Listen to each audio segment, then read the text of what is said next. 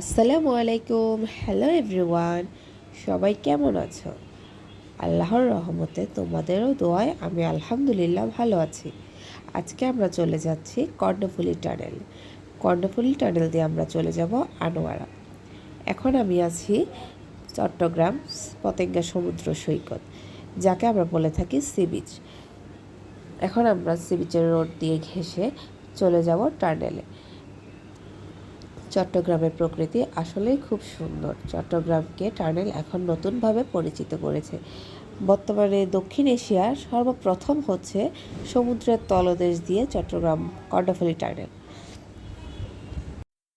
আমি এবং আমার পুরো পরিবার নিয়ে চলে যাচ্ছি টানেলে। তোমরাও চলো আমাদের সাথে, ঘুরে দেখা যাক টানেলের ভিতরের পরিবেশ। দেখো, বাহিরের পরিবেশটা আসলে খুবই সুন্দর, মনোরম। দেখলে বোঝাই যায় না শহরের বুকে এভাবেই সবুজে ঘেরা। সি বিচ অনেক সুন্দর, তোমরা আসো, এসে সি বিচ বেরিয়ে যাও। আমি সি বিচেরও একটা ব্লগ দেবো। এই তো আমরা চলে এলাম টানেলের প্রবেশ পথে। দেখতে পাচ্ছ আমাদের মাথার উপরে যে ছাউনিটা, সেটা হচ্ছে হলুদ রঙের। এটা হচ্ছে টানেলের ছাউনি। এখন আমরা প্রবেশ করছি টানেলের ভিতরে। টানেলের ভিতরে আমরা যে পাশ দিয়ে যাচ্ছি তার অপোজিট সাইডে আসার রাস্তা, যা আমরা দেখতে পাই না। দুইটাই ঠিক আলাদাভাবে রাখা হয়েছে। এতে করে আমাদের যাতায়াতে অনেক সুবিধা হয়। ভিতরে জ্যাম বাঁধার কোনো ধরনের সিস্টেম নেই। পর্যাপ্ত পরিমাণে অক্সিজেনের ব্যবস্থা আছে। নেটওয়ার্ক তো ওয়াও, নেটওয়ার্কের কথা বললেই নয়, নেটওয়ার্ক সর্বদাই পাওয়া যাচ্ছে। এই তো এখন আমি গাড়ির পিছনে থাকাতে তোমাদের সামনের অংশটা দেখাতে পারছি না। আর যেহেতু আমরা দিনের বেলায় গিয়েছি, লাইটিংটাও কম ছিল। রাতে অনেক লাইটিং থাকে, তখন আরও বেশি সুন্দর লাগে। পরিবার নিয়ে বাচ্চা, স্বামী, সন্তান, বাবা মা সবাইকে নিয়ে বেড়াতে আসলেই অনেক ভালো লাগে। যা আমরা একসাথে যখন বেড়াতে যাই তখন বোঝা যায় যে আমরা কতটা আপন। দেখো বন্ধুরা, টানেলের ভিতরের অংশটা, টানেলের উপরে লাইটিং করা আছে। এখানে কিন্তু সিসি ক্যামেরা দ্বারাও নিয়ন্ত্রিত। আর এখানে গাড়ির যাতায়াত করার জন্য ওরা গতি থাকে 60। ওরা 60-এর উপরেও উঠতে পারবে না, 80-ও যাইতে পারবে না, আবার 40-এও নামতে পারবে না। কারণ পিছনে যে গাড়িটা আছে তার গতি আর এই গাড়িটার গতি সেম গতিতেই চলছে। এখানে যদি 40-এ নিয়ে আসা হয় তাহলে পিছনের গাড়িটার সাথে অ্যাক্সিডেন্ট হবে। তাই টানেলের ভিতরে গাড়ির গতি হচ্ছে 60। এখন আমরা বের হয়ে যাব টানেলের বাহিরে। এখন টানেলের থেকে বাহিরে বের হচ্ছে। এখানেও মাথার উপরে ছাউনিটা হলুদ অংশ দিয়ে ঘেরা। নদীর তলে দেশে ঘুরে আসতে আসলে অনেক ভালো লাগছে। আমাদের হার্টবিট একটু বেড়ে গিয়েছে, যেহেতু নদীর সাগরের নিচ দিয়ে আসতেছি। দেখো টানেলের বাহিরের অংশটা। এখন আমরা চলে এসেছি আনোয়ারা। আমরা পতেঙ্গা থেকে এখন আনোয়ারাতে চলে এসেছি। প্রায় আমাদের আসতে 3 মিনিট লেগেছে টানেলে দিয়ে, যা নৌকা বা ট্রলার রাস্তা অনেক সময় লাগতো। এখন যোগাযোগ ব্যবস্থা এতটাই উন্নত হয়েছে যা অতি সহজেই হয়ে যাচ্ছে। কিন্তু আমাদের উন্নতির চেয়ে অবনতিটাই অনেক বেশি হয়েছে। এটা এতটাই ব্যয়বহুল যে এখানে প্রতিদিন ইনকাম হয় 17 লক্ষ টাকা আর খরচ হয় আনুমানিক 40 লক্ষ টাকা। মানে লাভের চেয়ে খরচটাই বেশি। এটা ব্যবস্থাপনা ঠিক করে দেখলে ঠিক হয়ে যাবে হয়তো। এখন আমরা চলে এলাম আনোয়ারা। আমরা আনোয়ারা দিয়ে চলে যাব হচ্ছে পার্কে সমুদ্র সৈকতে। সামনে হচ্ছে টোল বক্স।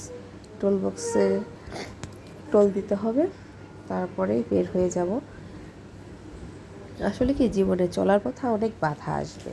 এই বাধাগুলোকে উপেক্ষা করেই আমাদের জীবনের সামনের দিকে এগিয়ে যেতে হবে। তাহলেই তো আমাদের জীবনটা সার্থক হবে, তাই না বন্ধুরা? এখানে দিতে হবে টোল বক্স। আমি আগের বার যখন এসেছিলাম তখন দেখেছি এখানে মেয়েরা টোল নেয়।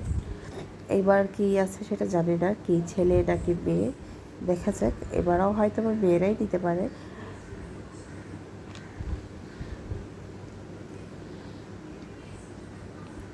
বিশেষ করে আমরা মেয়েরা কোনো কাজ করতে গেলেই বাধা।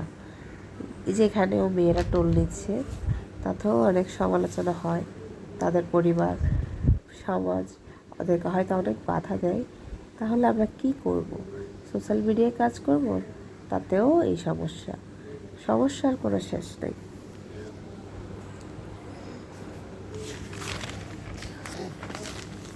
আমি একটু অসুস্থ, তাই কথা হয়তো একটু চেঞ্জ আসবে, সবাই ক্ষমা সুন্দর দৃষ্টিতে দেখবেন। জানো বন্ধুরা, ক্ষমা করাটা কিন্তু একটা মহৎ গুণ। পৃথিবীতে যারা ক্ষমা করতে জানে তারাই পৃথিবীতে কিন্তু ভালো আছে। ক্ষমা হচ্ছে তোমার অন্তরকে শান্তি করে দিবে। একটা কষ্ট তুমি পুষে রাখবা, ও আমাকে এটা বলছে, ও আমাকে সেটা বলছে, এটা না করে দূর যা বলার বলছে ক্ষমা করে দিছে, দেখবা একটা শান্তি আছে। কিন্তু এটা মনে গেঁথে রেখে চলতে গেলে অনেকটাই আমাদের অশান্তিতে ভুগতে হয়। আমরা মোটামুটি টার্নেলের শেষ পর্যায়ে, টার্নেল থেকে বের হয়ে এখন আনোয়ারার দিকে চলে যাচ্ছি।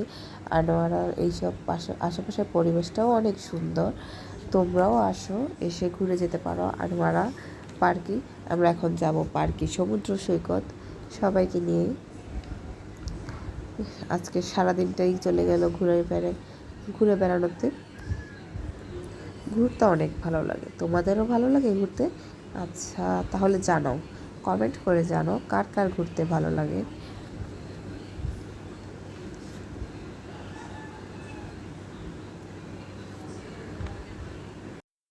আর বাংলাদেশের মধ্যে এত সুন্দর নির্মাণ আসলেই অবিশ্বাস্য। এটা আমাদের পাওয়া অনেক কিছু। আর সব কিছু মিলিয়েই ছিল অসাধারণ। পুরো পরিবার নিয়ে সারা দিনটাই ছিল অনেক সুন্দর।